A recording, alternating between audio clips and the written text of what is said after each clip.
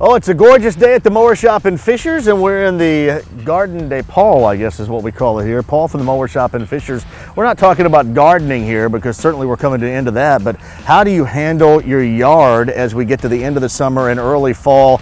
It starts, Paul, with aeration. It does start with aeration, and aeration, for those of you that may not be aware of what that is, it's a machine that takes a little plug.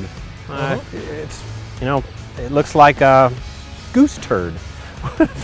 Goose turd's okay. I think everybody understands what that is. And so it pokes a hole in the ground, and it helps get moisture, air, fertilizer, all kinds of things into your turf that you need. Another thing that you want to do in the fall that's really important is overseeding.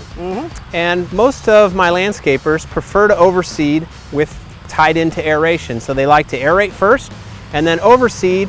And I think probably the best way to do it is with a machine called the Slit Seeder. And what that does is it cuts a tiny little groove in the turf, and there's 5 or 6 or 7 of these knives across a 20 or 30 inch machine, and it cuts little grooves, and then the seed falls into that groove, and the seed that way then it comes in direct contact with the turf or the soil so that it germinates better and you get better growth as opposed to just throwing it on top.